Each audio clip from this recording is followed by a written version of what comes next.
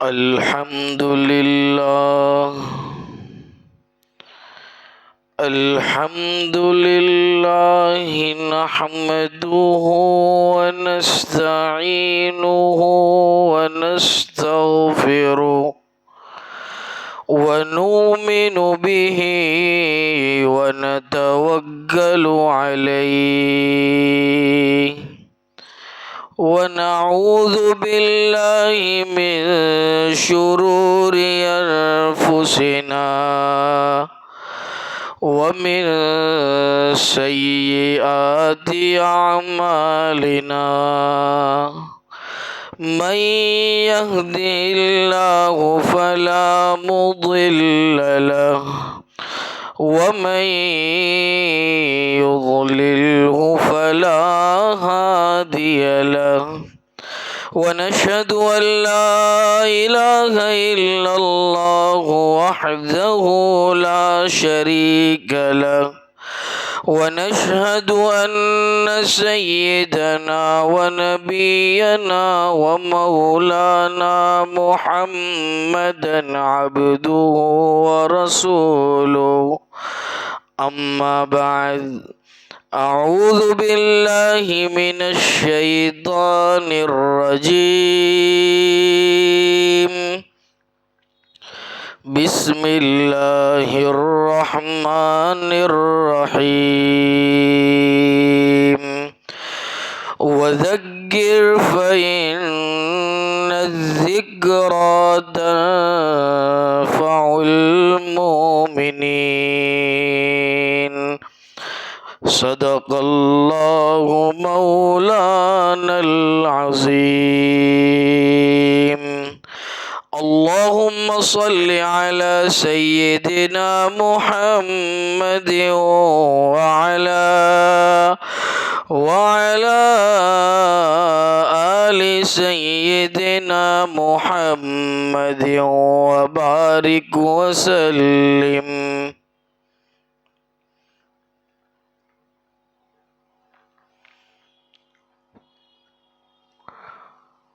قابل احترام پردے میں بیٹھ کر سننے والی میری پردہ نشین مائیں اور بہنیں، جناب محترم حافظ محمد شفیق املا صاحب اطال اللہ عمرہ بالصحت والعافیہ نے کل گزشتہ احگر کو واٹس ایپ کے ذریعے پیغام بھیجا کہ تجھے آنا ہے اور یہ نظم جو رکھا ہے ہفتہ واری مجلس کا مستورات میں، اس میں گفتگو کرنی، بڑوں کی باتیں بڑی ہوا کرتی، اس لیے حضرت والا کے حکم کو سر آنکھوں پر رکھتے ہوئے احگر میری ماں بہنوں کی مجلس میں اللہ کے فضل اور اسی کے حکم سے حاضر ہوا۔ اب میں آیا تو سوچا کہ قرآن کریم کا یہ پیغام اس کی کچھ درجے اس گندے منہ سے ترجمانی کرنے کی کوشش کروں۔ حق خداوند قدوس نے قرآن کریم میں ارشاد فرماتے ہیں وَذَكِّرْ فَإِنَّ الذِّكْرَى تَنفَعُ الْمُؤْمِنِينَ کہ آپ تذکرہ کیجئے، نصیحت کیجئے، ایسی باتیں کیجئے کہ جس کا نفع مومنوں تک پہنچے، ایمان والوں تک پہنچے، فرما برداروں تک پہنچے، ہمارے ماننے والوں تک پہنچے، سرکار کی عظمت رکھنے والوں تک پہنچے، قرآن کے ساتھ دلداری رکھنے والوں کے اوپر پہنچے۔ ایسی باتیں، نفع بخش باتیں کیا کیجئے۔ جو دنیا بھی سنوار دے آخرت بھی سنوار دے اور روز محشر بارگاہ عزتی میں جواب دہی میں آسانیاں پیدا کرے، ایسی باتیں ایسے مذاکرے کیجئے۔ تو جب یہ فرمان قرآن کا ہے تو اس فرمان پر عمل کرنے کی توفیق خداوند قدوس نے مجھے دی کہ میں کچھ نہ کچھ سناؤں، اور میری محترم ماؤں اور بہنوں کو دی جو اپنے مشغولیات کے اوقات کو فارغ کر کے اللہ کی اور اس کے رسول کی باتیں سننے کے لیے حاضر ہوئی۔ اللہ تبارک و تعالی ہمارا آپ کا بیٹھنا قبول فرمائے، اور یاد رکھے میری مائیں اور بہن کہ جہاں کہیں بھی اللہ کا اس کے رسول کا ذکر ہوتا ہے وہاں رحمتوں کا نزول ہوتا ہے۔ شاعر کہتا ہے جب بھی ذکر رسول ہوتا ہے، جب بھی ذکر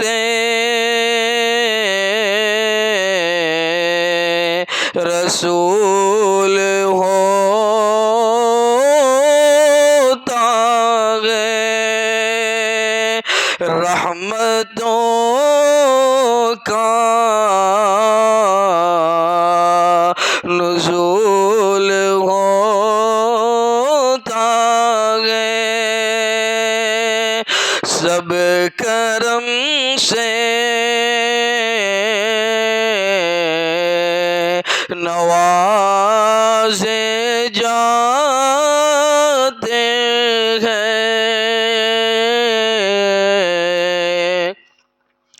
یہ خدا کا اصول ہوتا ہے۔ انشاءاللہ ہمیں بھی کرم سے نوازا جائے گا، ہم پر بھی رحمت نازل ہوگی، ہم پر بھی اللہ تبارک و تعالی اپنے کرم کی بارش فرمائیں گے، کیونکہ ہم بیٹھے ہیں دنیاوی اغراض کے لیے نہیں، اللہ کے فرامین کو سننے کے لیے، نبی کے طریقوں کو سمجھنے کے لیے۔ تو اللہ تبارک و تعالی ہمیں بھی انشاءاللہ اس فضیلت سے محروم نہیں فرمائیں گے۔ بہرحال میری محترم مائیں اور بہنیں، آپ کی خدمت میں بات اپنی آگے شروع کروں اس سے قبل ایک بات بتلانا چاہتا ہوں کہ اللہ تعالیٰ نے ہمیں آپ کو ایمان کی دولت سے جو نوازا ہے، تو یہ ایمان کی دولت، بڑی نعمت کہ اللہ تبارک و تعالیٰ نے ایمان والوں کے گھر پیدا کیا، ایمان والوں کے ماحول میں ہماری تربیت اور نشو و نما فرمائی، اور ایمان والے ماحول میں آج تک ہمیں جلا رہا ہے اور موت تک انشاءاللہ جلائے گا، ایسی دعا کریں۔ اس لیے کہ موت برحق ہے، دنیا میں اللہ کا انکار کرنے والے، دوسرے ادیان کا انکار کرنے والے کہتے ہیں کہ کوئی پالن ہار نہیں، کوئی سرجن ہار نہیں، یہ جاوید اختر جیسے بیوقوف کہتے ہیں۔ تو ایسے لوگ بھی دنیا میں موجود، لیکن یاد رکھے کہ جماعت بشر کے کسی نفر کو موت سے مفر نہیں ہے، سمجھ رہی ہیں؟ جماعت بشر کے کسی نفر کو موت سے مفر نہیں ہے، یعنی جتنے بشر، جتنے انسان اللہ نے دنیا میں بھیجے ہیں، ان میں سے کسی نفر کو یعنی کسی شخص کو بھی موت سے بھاگنا نہیں ہے، موت ہر ایک کو تسلیم کرنا ہے۔ اور یہ جو اللہ کا انکار کرتے ہیں، اللہ ہماری حفاظت فرمائے ایسے زمرے میں شامل ہونے سے، وہ بھی موت کا انکار تو نہیں کرتے۔ سائنس نے آج تک کوئی ایسی ٹیکنالوجی، کوئی مشینری نہیں بنائی جو موت کا انکار کرے، کوئی ایسی میڈیسن نہیں بنائی فارمیسی والوں نے کہ وہ موت سے ہماری حفاظت کر لے۔ موت یہ ایک تلخ حقیقت ہے اور آنی ہے، قرآن کریم نے اس کا بھی اعلان فرمایا، کل نفس ذائقۃ الموت، موت، ہر نفس کو موت کا مزہ چکھنا ہے۔ جب موت آنی ہے، موت معین ہے، موت متعین ہے۔ اور موت کیسی متعین ہے میری مائیں اور بہنیں سنیں، اللہ تعالیٰ نے قرآن میں اعلان فرمایا۔ اللہ فرماتے ہیں فَإِذَا جَاءَ أَجَلُهُمْ لَا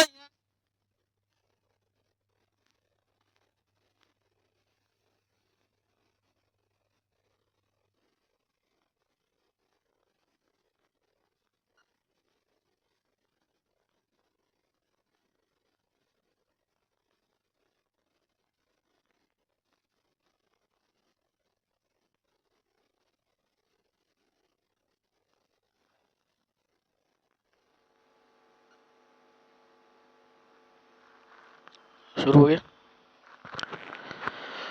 تو بہرحال عرض کر رہا تھا کہ جب وقت اجل آ جائے گا، جب ایک وقت کی تاخیر، ایک لمحے کی تاخیر اور ایک لمحے کی تعجیل بھی نہیں ہوگی، یہ موت کی حقیقت۔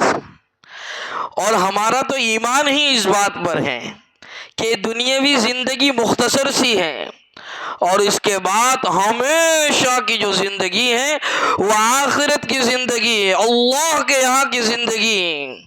تو ایمان کی دولت سے سرفراز کیا، موت کا عقیدہ بھی ہمیں پھر پختہ رکھنا ہے، مضبوط رکھنا ہے۔ جب کوئی انکار نہ کر سکا موت کا، اور ہم تمام کو معلوم ہے کہ موت آنی ہے، پھر کیوں کر ہم ایمان کے خلاف زندگی گزاریں، قرآن کے خلاف زندگی گزاریں، احادیث مبارکہ کے خلاف زندگی گزاریں۔ اور یہ ایمان کی دولت میری مائیں اور بہنیں کوئی چھوٹی دولت نہیں، بہت موٹی دولت ہے۔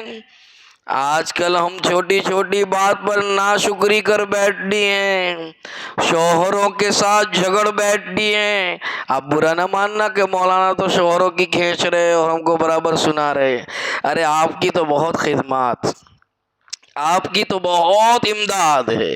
آپ وقت پر کھانا بناتی ہیں، شوہر کے کپڑے تیار رکھتی ہے، ان کی خدمات کرتی ہے، گھریلو کام کاج کرتی ہیں، ساس سسر کی خدمات کرتی ہے، بچوں کی تربیت فرماتی ہیں، اور بچوں کا اسکول ٹیوشن مدرسہ وغیرہ کا نظام بڑے بہترین طریقے سے سنبھالتی ہے۔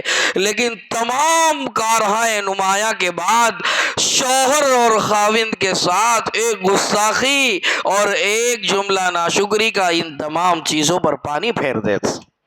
پیزا کھلانے نہیں لے گئے، ویکینڈز پر گھمانے نہیں لے گئے، لانگ ڈرائیو پر نہیں لے گئے، نانا واڑی میں ٹنگڑیاں اڑانے نہیں لے گئے، زیتون میں سزلر کھلانے نہیں لے گئے۔ دیکھو بازو والا تو کیسا اس کی بیری کو لے جاتا ہے، تمہیں توفیق نہیں ہوتی؟ ارے ہمارا میاں پورا دن جھلستا ہے ہماری دنیا سنوارنے میں، ہم خوش رہے، آباد رہے، سرسبز و شاداب رہے، زندگی کا ہر سکھ چین ہمیں ملے، اس لیے وہ پورا دن کام کاج کرتا، کاروبار کرتا، لوگوں کی سنتا، اپنا پیسہ لوگوں سے بھکاریوں کی طرح مانگتا، پیمنٹ نہیں نکلتا اس سے دماغ پاشی کرتا۔ پھر رات میں ہم آئے تو بجائے ہنستے چہرے کے ملنے کے، شکایتوں کا ڈھیر کہ تمہاری ماں نے یہ کرا، نہ تمہارے بابا نے یہ کرا، تمہاری بہن آئی اس نے یہ کرا، اب ان سے چھٹکارا دلاؤ، اب الگ گھر دلاؤ۔ تو بتاؤ اس شوہر کے دل پر کیا گزرے گی؟ ارے ہمارا شوہر فرعون جیسا تو نہیں جس نے آسیہ پر ظلم کیا۔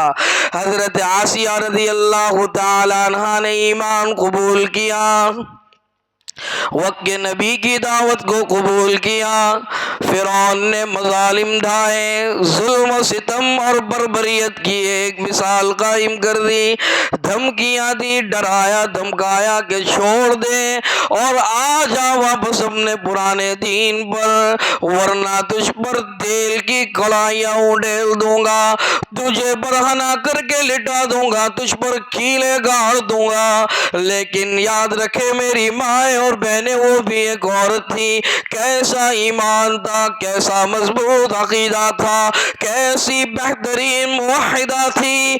کہنے لگی ہے ظالم فرعون، تجھے جو چاہے اور جو کرنا ہے کر لے، جس حد تک مظالم کر سکتا ہے کر لے، میں اللہ کی توحید کو نہیں چھوڑوں گی، میں توحید کی پرستار۔ یہ پیشانی جھکے گی تو رب ذوالجلال کی چوکھٹ پر، اس کے علاوہ دوسری کوئی چوکھٹ نہیں جہاں اس پیشانی کو میں جھکا سکتی ہوں، جہاں اس پیشانی کو میں سجدے میں لے آ سکتی ہوں۔ صرف اللہ میرا خالق، اللہ میرا مالک، وہی معبود حقیقی، وہی سجدے کے لائق، وہی سرجنگار ہے، وہی پالنگار ہے، وہی مجھے پیدا کرنے والا ہے، اسی کے ہاتھوں میری زندگی ہے، اسی کے ہاتھوں میری موت ہے۔ تو چاہے تب بھی کچھ نہیں کر سکتا، جو چاہے کر لے، میں تو اللہ پر ایمان رکھتی ہوں اور اللہ کے نبی پر ایمان رکھتی ہوں، تو مجھے نہیں ڈرا سکتا، نہیں دھمکا سکتا۔ چنانچہ ہوا ایسا ہی، اور فرعون نے مظالم شروع کی، اور جب مظالم شروع کیے، اس سے ہمیں سیکھنا ہے کہ کبھی کوئی حالات آ جائے، کوئی گھریلو پریشانی اور مشکلات آ جائے، ہم اللہ کے سامنے روئے نا، دیکھو نا بھابھی کیسا کرتے، یہ تو پھر اپنی بہن کو فون لگائے، دیکھو نا بہنا یہ کیسا کرتے، میں تو پھنس گئی آ کر، میں تو خلاص ہو گئی، ختم ہو گئی، برباد ہو گئی ان کی خدمات کرتے کرتے۔ ایسا نہیں ہونا چاہیے۔ وہ کہہ رہی ہے رب ذوالجلال کی بارگاہ میں، آنکھیں آنسو سے نم ہیں، ہاتھ اٹھے ہوئے رب ذوالجلال کی بارگاہ میں، اور کہہ رہی ہے قالت رب ابن لی عندک بیتا فی الجنہ ونجنی من فرعون وعملہ ونجنی من القوم الظالمین۔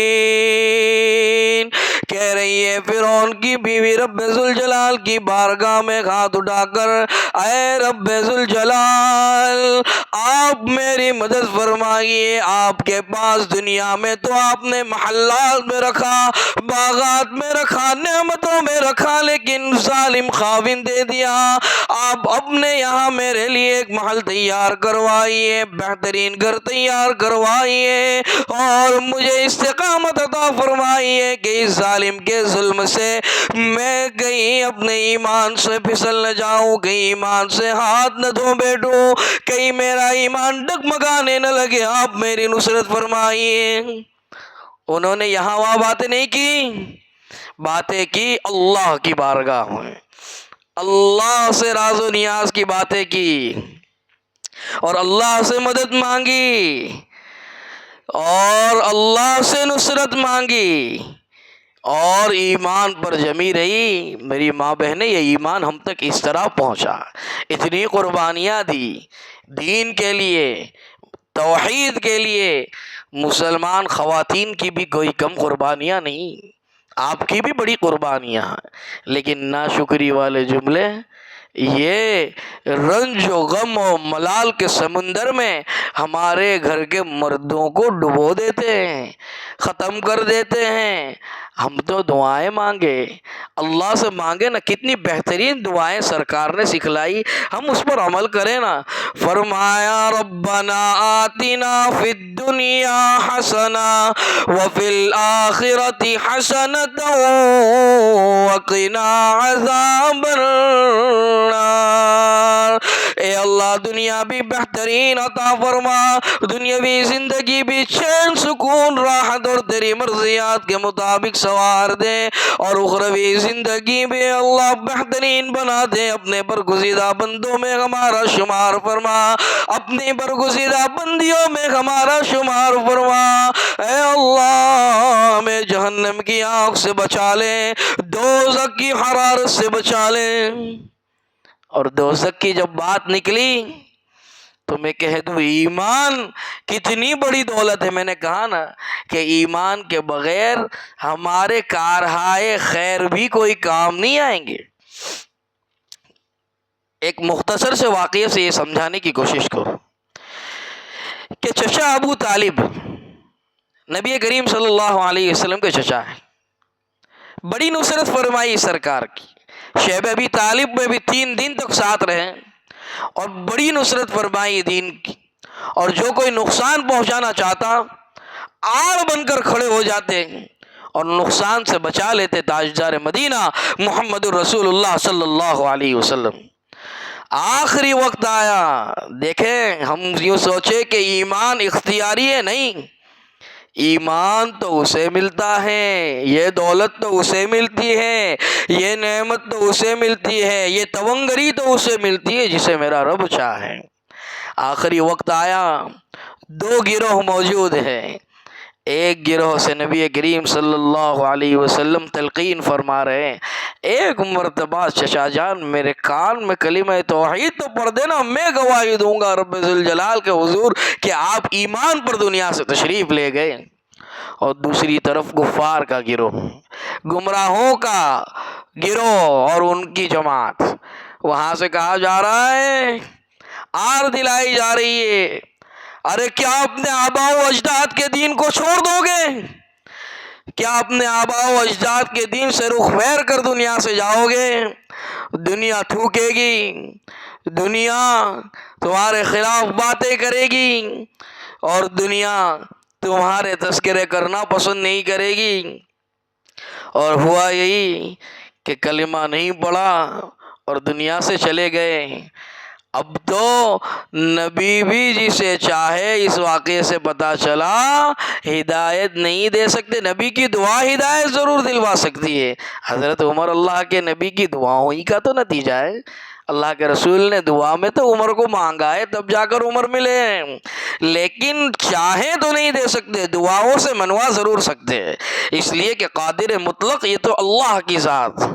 تو بہرحال عرض کر رہا تھا، دنیا سے چلے گئے، اور جب چلے گئے چونکہ دین کی بہت نصرت کی تھی لیکن ایمان پر دنیا سے نہیں گئے، تو اس کا جو عذاب ہے سب سے مختصر عذاب دوزخ کا چچا ابو طالب کو ہونے والا ہے، اور وہ یہ ہے کہ آگ کے انگاروں والی جوتیاں انہیں پہنائی جائے گی، جس کی وجہ سے ان کا دماغ کھول اٹھے گا۔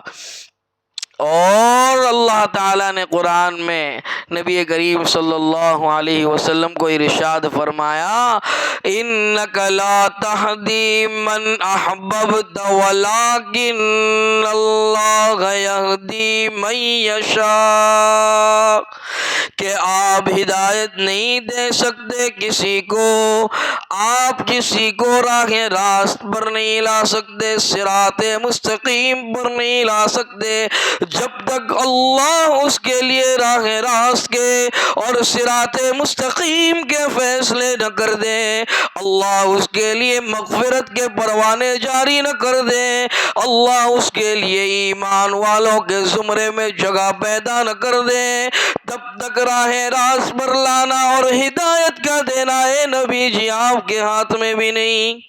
تو اندازہ لگائے میری مائیں اور بہنیں، ایمان کتنی بڑی نعمت، کتنی بڑی دولت، اور اللہ کا کتنا بڑا کرم ہے ہم پر۔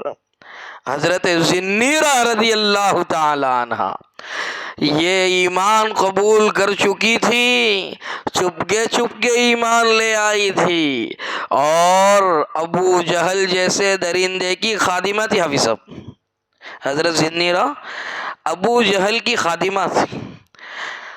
اب ابو جہل کو پتا چلا کہ یہ ایمان لے آئی، تو پوچھا کیا ایمان لے آئی ہیں آپ؟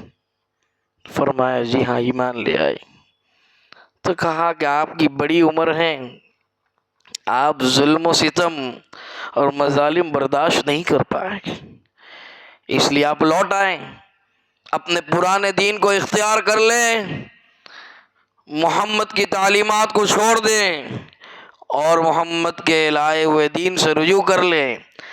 چنانچہ کیف اور جذب اور وجد کی حالت میں حضرت ذنیرہ رضی اللہ تعالیٰ عنہ فرمانے لگی، ارے او ظالم او مردود، او اللہ کے دشمن، او نبی کے دشمن، او کافر، تیرا ڈرانا، تیرا دھمکانا، تیرا ظلم کرنا، تیرا مظالم ڈھانا، تیرا ظلم بربریت کی انتہا پار لگانا تو برداشت ہے، لیکن اللہ کے ساتھ اور اس کے رسول کے ساتھ غداری برداشت نہیں۔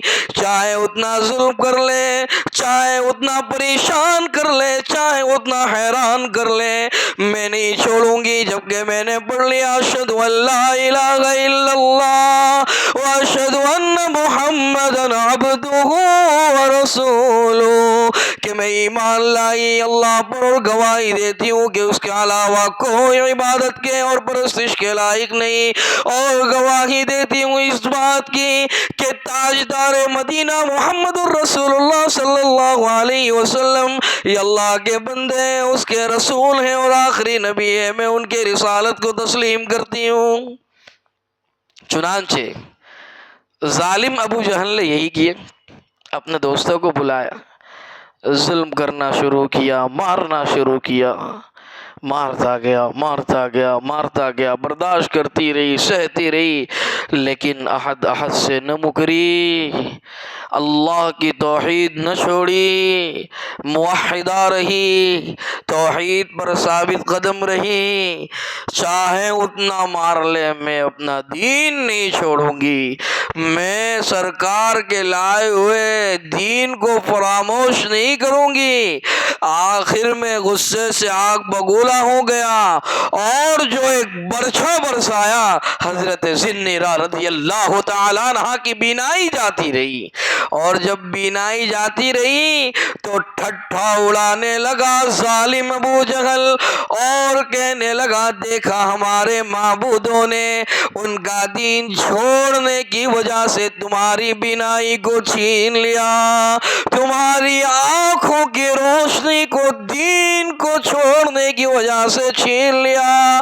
حضرت ذی رضی اللہ تعالیٰ عنہ آنکھوں میں آنسو لیے ہوئے رب ذوالجلال کی بارگاہ میں پہنچ گئی اور عرض کرنے لگی، مناجات کرنے لگی، آہوزاری کرنے لگی، اے میرے پاک پروردگار، ظلم کیا برداشت کیا، مارا برداشت کیا، ذلیل کیا برداشت کیا، ٹھٹا اڑایا برداشت کیا، مذاق اڑائی برداشت کیا، جو کرنا تھا سب کر لیا، سب برداشت ہے، لیکن اے میرے رب تیری وحدانیت میں اور تیرے نبی کی رسالت میں مذاق برداشت نہیں۔ اپنی قدرت کا کرشمہ دکھا، یہ کہہ رہے ہیں کہ ہمارے معبودوں نے ان کا دین چھوڑنے کی وجہ سے تیری روشنی لے لی، اپنے آپ کو اور اپنی قدرت کو اور اپنے کن فیکون ہونے کو ثابت فرما دیجئے، میری بینائی لوٹا دیجئے۔ ابھی دعا ختم نہیں ہوئی، حضرت ذی نے اپنے ہاتھوں کو اپنے چہرے پر گھمایا تھا، آنکھوں کی بینائی لوٹ آئی۔ میری مائیں اور بہنیں، یہ ایمان کی دولت، یہ دین کی دولت ہم تک اس طرح پہنچی، ایسی قربانیوں سے پہنچی، ایسے ظلم برداشت کر کر کے پہنچی۔ چنانچہ ایک صحابی رسول صلی اللہ علیہ وسلم اللہ کے رسول کے فرمان پر ایک حاکم کی طرف روا دوا ہوئے، ایمان کی دعوت لے کر گئے، اللہ کے رسول کی رسالت کو لے کر گئے، قرآن کو لے کر گئے، ایمان کی بے مثال دولت کو لے کر گئے۔ حاکم بڑا ظالم تھا، ایمان کا دشمن تھا، عدو رسول تھا، اس نے برچھا اٹھایا اور اس صحابی رسول کو دے مارا، وہی جان نکل آئی، اور ایسا برچھا دے مارا کہ آگے سے وار کیا، جسم کے پار برچھا نکل گیا، خون کے فوارے اڑے، صحابی رسول نے ہاتھ میں خون لیا، آسمانوں کی طرف اڑایا اور کہنے لگے فزت ورب الکعبہ، رب کعبہ کی قسم میں تو کامیاب ہو گیا۔ جان جا رہی ہے اور اپنی کامیابی کے گیت گا رہے ہیں، یہ ہے ہمارے اصحاب، اس طرح سے ایمان پہنچا۔ اب ہماری مائیں بہنیں، ہم اس دین میں، اس ایمان میں ہیں، اللہ نے رکھا ہے تو ہمیں اس کی کیسی قدردانی کرنی چاہیے۔ حضرت رابعہ بصریہ رحمت اللہ علیہا پوری پوری رات کبھی سجدے میں گزار دیتی، کبھی رکوع میں گزار دیتی، کبھی کس طرح قیام میں گزار دیتی، اور رات کے آخری پہر اللہ کے حضور ہاتھ اٹھاتی اور کہتی یہ رات کتنی چھوٹی ہو گئی کہ ایک دو گانا بھی پورا نہیں ہوتا۔ یہ رابعہ بصریہ تھی، تو ہماری ماں بہنیں ہم بھی تو رابعہ بصریہ بنے نا۔ دیکھیں نا، پھر ہم اپنے آپ کو بلند کرے، اللہ ہمیں بلند کرے گا۔ اقبال کہتے ہیں خود ہی کو کر بلند اتنا کہ ہر تقدیر سے پہلے خدا بندے سے خود پوچھے بتا تیری رضا کیا ہے۔ اللہ نے دنیا میں ہمیں بھیجا، مختصر سی زندگی عطا فرمائی، چھوٹی سی زندگی عطا فرمائی۔ اس مختصر سی زندگی میں ہم کرنے کے کام کریں نا، خیرات کریں، صدقات کریں، دین پر جمی رہیں۔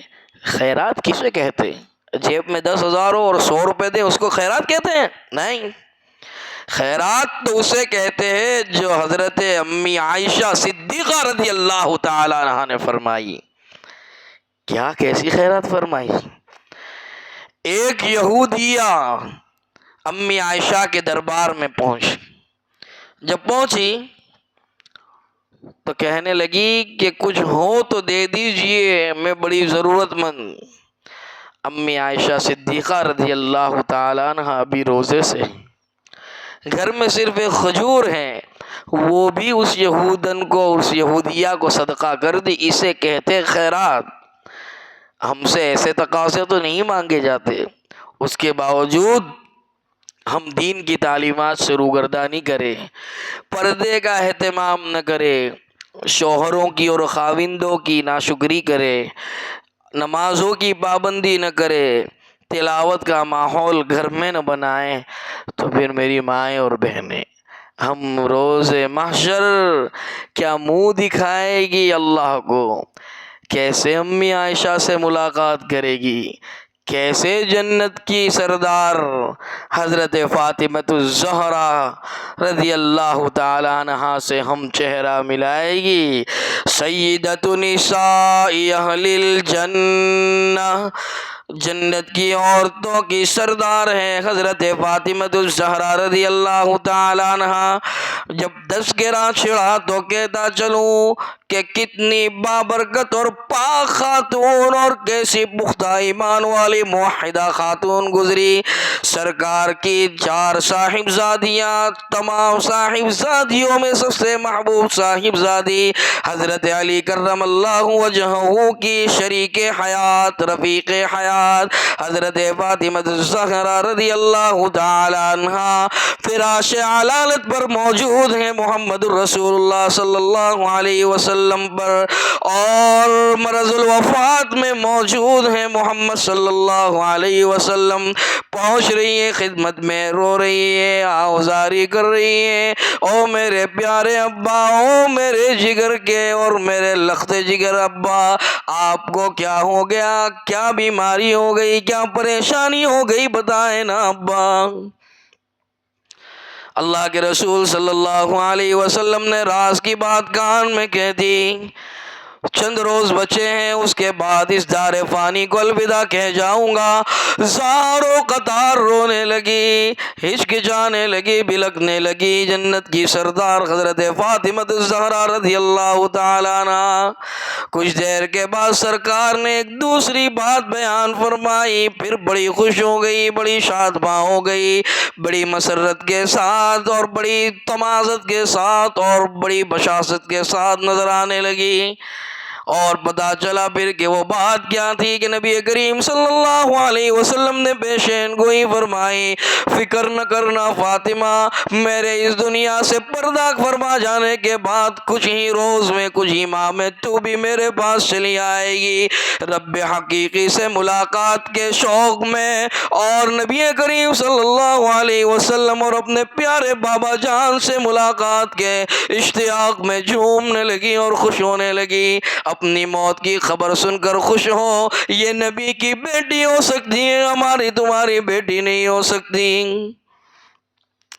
اور جب بچہ پیدا ہوتا ہے یاد رکھے مائیں اور بہنیں، بچہ رو رہا ہے، بلک رہا ہے، شیرینیاں تقسیم ہو رہی ہیں، مٹھائیاں تقسیم ہو رہی ہے، لیکن ایک اعلان کرنے والا اعلان کرتا ہے، یا صاحب القصر المعلی ستدفن عن قریب فی التراب لہ ملک ینادی کل یوم لدول الموت وابنول الخراب اور قلیل عمرنا فی دار الدنیا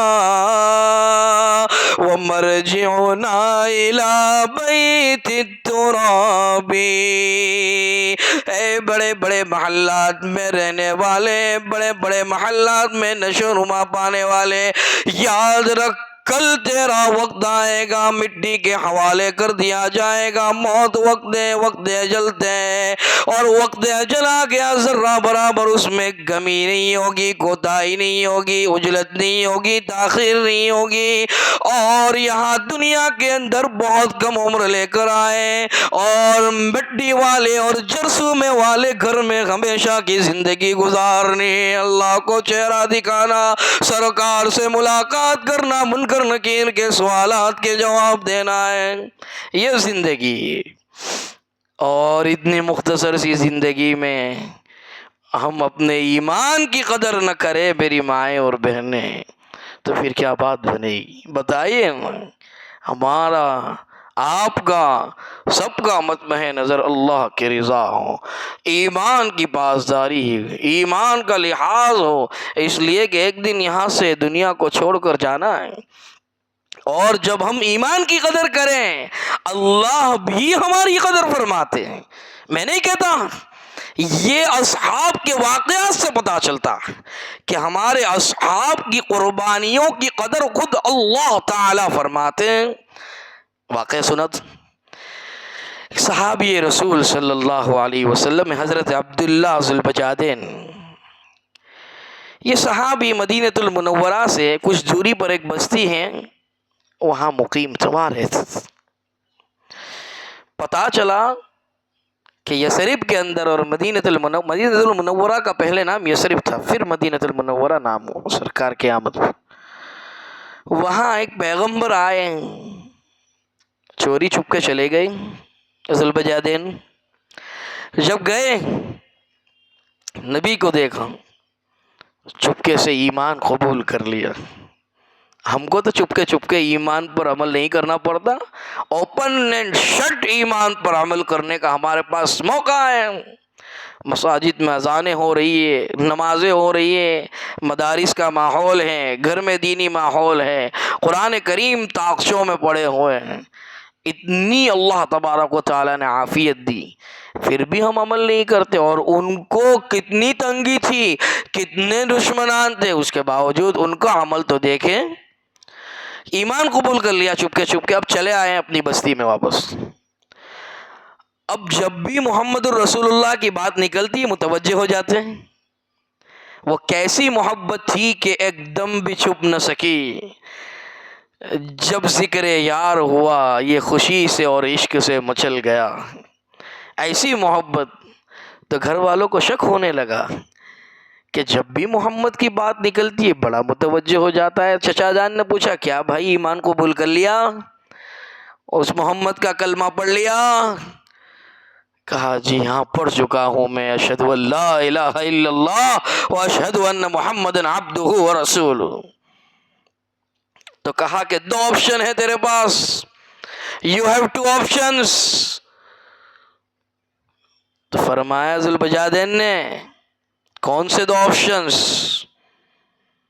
تو کہنے لگے چچا، یا ایمان کو چھوڑ کر محمد کے اپنے آبا و اجداد کے دین پر آ جاؤ اور اس گھر میں پناہ لے لو، یا اپنا سب کچھ چھوڑ چھاڑ کر، یہاں تک کہ جو لباس پہنا ہے وہ بھی چھوڑ چھاڑ کر گھر سے نکل جاؤ۔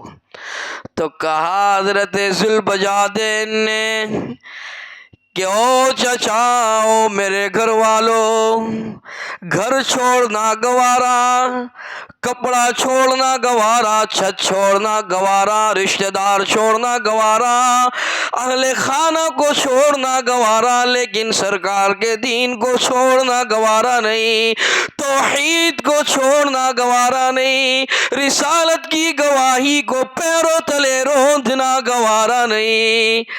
تو پھر کہا آخری فیصلہ ہے ذوالبجادین، تو فرمانے لگے بالکل آخری فیصلہ ہے۔ خوب مارا، خوب پیٹا، لہو لہان کر دیا اور گھر سے دھکے دے کر نکال دیا گھر والوں نے، لیکن جب آخری مرحلہ آیا جسم سے کپڑے اتار لیے، برہنہ کر دیا، اس دین کی خاطر، اس ایمان کی خاطر برہنہ کر کے ذوالبجادین کو نکالا جا رہا ہے، گھر سے نکال دیا۔ ماں تو آخر ماں ہوتی ہے نا، ایک چادر دے دی کہ کہہ دیا کہ میرے بیٹے اس سے اپنے صدر کو ڈھانپ لینا، گھر سے نکل کر اس چادر کو چاک کیا، ایک سے صدر ڈھانپا، ایک کو اوپر اوڑا، اب جانا کہاں؟ جانا کی محفل میں جانا، اور پہنچ گئے مدینہ المنورہ کی جانب۔ وہ رات غم کی گزار کر رخ انور کا دیدار ہو گیا، تمام مار کے اور تمام مظالم کے زخموں کو بھول گئے، بالکل حشاش اور بشاش ہو گئے۔ نبی کریم صلی اللہ علیہ وسلم دیکھ رہے، بڑی خوشی سے اور بڑی مسرت سے اصحاب متوجہ ہوئے کہ کون آ گئے، سرکار کیوں مسکرانے لگے، کیوں اتنے خوش ہو گئے؟ دیکھ رہے دو چادروں والا، ذوالبجادین کے معنی ہی دو چادروں والوں کے ہوتے ہیں، دو چادروں والا سرکار کی چوکھٹ پر حاضر ہو گیا، سرکار کے دین کی خاطر اپنے گھر بار کو چھوڑ دیا، اللہ پر ایمان کی خاطر دنیا والوں کی ذلت کو برداشت کیا، اور وہاں کر کہنے لگے اب میرا کوئی نہیں، آپ کے در پہ آ کر پڑا ہوں۔ اصحاب صفہ کے زمرے میں شامل ہو گئے، وہاں رہنے لگے، علم حاصل کرنے لگے، شب و روز سرکار کے دیدار کرنے لگے، اور اپنے محبت کو اور اپنے عشق کو بڑھانے لگے، اور اللہ کے فرامین کو سیکھنے لگے، اس پر عمل کرنے لگے۔ پھر کسی جنگ کے موقع پر ساتھ ہوئے اللہ کے رسول صلی اللہ علیہ وسلم اور ذوالبجادین، اور دوران سفر نبی کریم صلی اللہ علیہ وسلم کو خبر آئی بڑے بیمار ہو گئے، دو چادروں والے بڑے بیمار ہو گئے، آپ کے عاشق بڑے بیمار ہو گئے، آپ سے محبت کرنے والے۔ حضرات شیخین یعنی صدیق اکبر اور عمر بن خطاب رضی اللہ تعالیٰ عنہما کے ساتھ پہنچ گئے نبی کریم صلی اللہ علیہ وسلم عیادت کے لیے۔ جب عیادت کے لیے پہنچے، خوب تیز بخار رہا، گود مبارک کس کی ہے؟ اللہ کے نبی کی۔ سر کس کا ہے؟ ذوالبجادین کا۔ دیکھو نا اللہ کیسی قدر فرماتے ہیں، اپنی گود میں سر رکھ لیا، سرکار کے چہرے انور کو دیکھتے دیکھتے ایمان کی حالت میں صحابہ کے زمرے میں شامل ہوتے ہوئے اللہ سے راضی اور اللہ بھی ان سے راضی ہوتے ہوئے دنیا سے تشریف لے گئے۔ تدفین کا موقع آیا، تدفین کا موقع آیا تو مسئلہ یہ ہے کہ قریبی رشتہ دار قبر میں اترتے، خود نبی کریم صلی اللہ علیہ وسلم قبر میں اترے، اور قبر میں اتر کر کہا میرے بھائی کو اور میرے صحابی کو بڑے احترام سے مجھے دے دو۔ تدفین اللہ کے رسول نے فرمائی، اور رشک عمر کو آ گیا، اور عمر کہنے لگے کاش آج ذوالبجادین کی طرح میں بھی سرکار کے ہاتھوں دفن ہو رہا ہوتا، اور ان کی جگہ مجھے یہ وقت اور یہ موقع اور یہ لمحہ میسر ہوتا اور نصیب ہوتا۔ ایسا ہوتا ہے ایمان، اور اس طرح سے ایمان ہم تک پہنچا۔ اللہ نے بھی قربانیوں کے بعد دیکھیے کیسی قدر فرمائی۔ ایک آخری بات کہہ دوں پھر میں اپنی بات کو ختم کروں کہ بنی اسرائیل میں ایک شخص تھا، اس کو علم نہیں تھا، اور ایک دن اللہ سے مناجات کرنے لگا اور کہنے لگا کہ اللہ میں نے سن رکھا ہے کہ تیری بیوی نہیں، معاذ اللہ، تیرے بچے نہیں، تو اکیلا ہے، تو کہاں ہے میں تیری خدمت کروں، تجھے کنگھا کروں؟ حالانکہ یہ باتیں کہنا درست نہیں ہے، لیکن جب عشق ہوتا، پتہ نہیں حضرت موسیٰ علی نبینا علیہ الصلوۃ والتسلیم کا وہاں سے گزر ہوا، ڈانٹا کہ کیسی باتیں کر رہا ہے، اور کہا کہ یہ باتیں کرنا اللہ سے مناسب نہیں، اللہ کی ذات ان تمام چیزوں سے پاک۔ بڑا گھبرایا، بڑا کانپا، بڑا تھرایا، اور مناجات چھوڑ کر وہاں سے رفو چکر ہو گیا۔ نبی کریم صلی اللہ علیہ وسلم کی طرح حضرت موسیٰ علی نبینا علیہ الصلوۃ والسلام بھی ایک پیغمبر ہیں۔ جب وہ آدمی گھبرایا، اللہ تبارک و تعالیٰ نے فوراً وحی فرمائی، اور اس وحی کو شاعر نے شاعری کے انداز میں کھینچا ہے۔ اے موسیٰ تو برائے وصل کردن آمدی، نہ برائے فصل کردن آمدی۔ اے موسیٰ، میں نے تجھے اپنے بندوں کو مجھ سے جوڑنے کے لیے بھیجا، مجھ سے بچھڑانے کے لیے اور کاٹنے کے لیے اور توڑنے کے لیے نہیں بھیجا۔ کتنا مشفق اور کتنا رحیم پروردگار ہے۔ وہ جو دعا کر رہا تھا اللہ کی شان کے خلاف تھی، اس کے باوجود اس کا کانپنا، اس کا تھر تھرانا، اس کا عشق میں لب و لبریز ہونا اللہ کو اتنا پسند آیا کہ نبی کی بھی اللہ نے تنبیہ فرما دی۔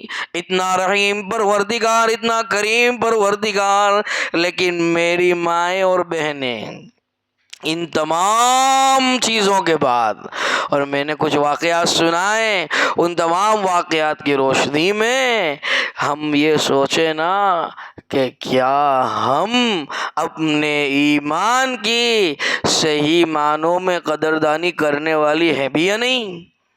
اب ان تمام باتوں کو سنا تو ان تمام باتوں کے تقاضے بھی ہمیں معلوم ہوئے کہ ایمان قربانیاں، مجاہدہ، مشقت، جد و جہد مانگتا ہے، لیکن اس کے خلاف ہم کیا کرتی ہیں؟ مختصر میں عرض کرتا چلوں، وقت کم،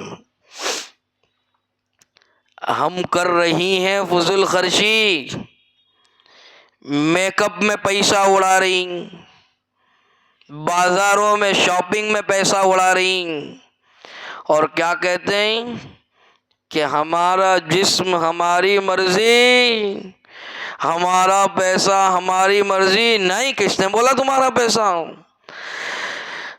اللہ تبارک و تعالیٰ کی یہ نعمت ہے، ہم اس کے واچ مین ہیں۔ یہ اللہ تبارک و تعالیٰ نے ہمیں نعمت دی، ہم اس کے امین ہیں، اور امانت کا تقاضا یہ ہے کہ ہم امانت میں خیانت نہ کریں۔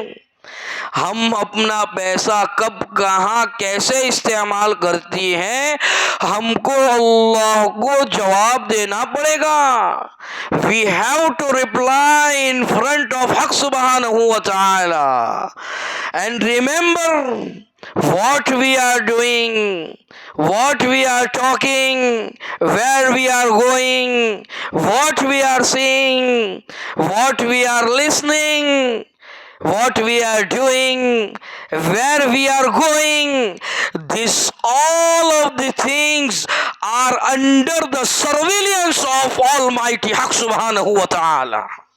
یہ اللہ تبارک و تعالیٰ کے CCTV سرویلنس کے اندر ہم، اللہ تبارک و تعالیٰ کی نگرانی میں ہم، اللہ کو ہمارے پل پل کی خبر، تو کیوں کر پھر ہم ایمان کے خلاف یہ سب چیزیں کریں؟ کیوں کر ہم پردے کو چھوڑے؟